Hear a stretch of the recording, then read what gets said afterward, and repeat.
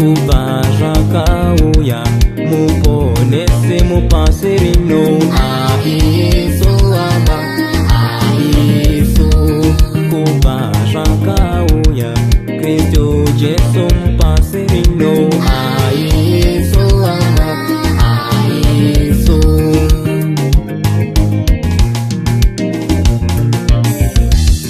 tinofamba nenyasha, tinogara nenyasha, tinoraramawo tiri munyasha. Tinofamba nenyasha, tinogara nenyasha, tinoraramawo tiri munyasha. Tinofamba nenyasha, tinogara nenyasha, tinoraramawo tiri munyasha. Isu tinofamba nenyasha, tinogara nenyasha, tinoraramawo tiri munyasha.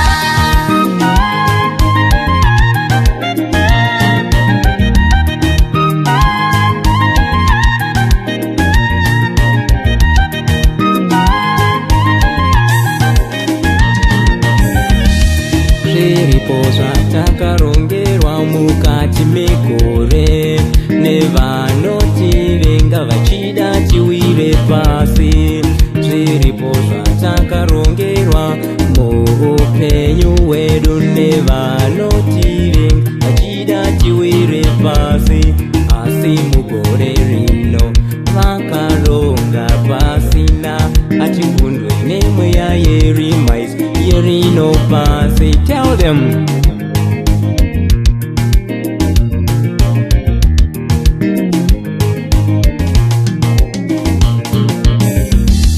varipo vanotisundira mamepo avo hanze mupenyu hwedu tisabudirire.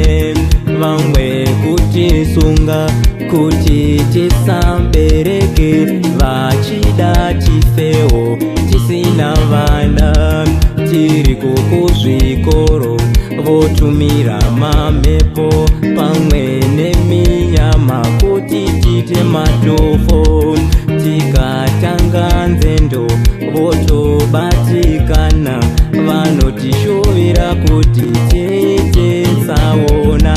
Asi zvose izvo nezita raJesu ama zvichakona Satani tomukunda. Tell them Tinofamba nenyasha, tinogara nenyasha, tinoraramawo tiri munyasha. Tinofamba nenyasha, tinogara nenyasha, tinoraramawo tiri munyasha.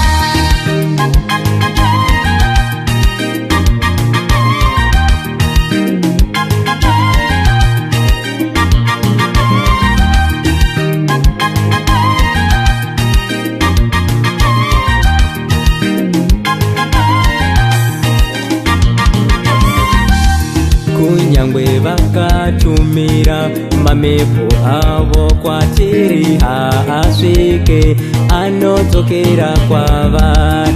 Chero vakatumira uroyi hwavo kwatiri hausvike unodzokera kwavari. Ingava hondo yavatirongera tinorwirwa naJehovha, hondo haisi yedu.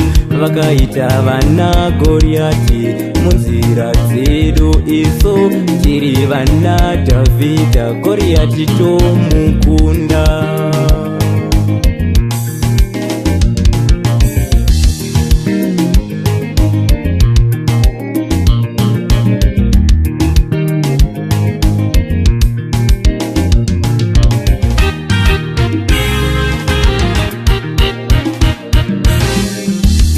Zvichavasamisa kuti sei upenyu hwedu uchinge wakadaro.